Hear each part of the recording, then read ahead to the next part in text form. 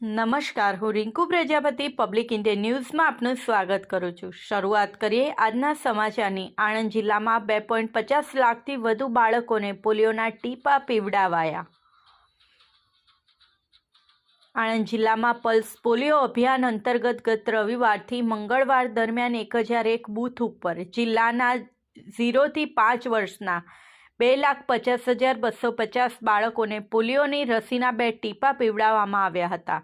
આણંદ જિલ્લામાં 1001 બૂથ ઉપર 2002 ટીમના 4,516 સભ્યો અને 200 સુપરવાઇઝરોએ ગત તારીખ 8થી 10 ડિસેમ્બર દરમિયાન 0 થી 5 વર્ષના બાળકોને પોલિયોની રસીના 2 ટીપા પીવડાવવામાં આવ્યા હતા।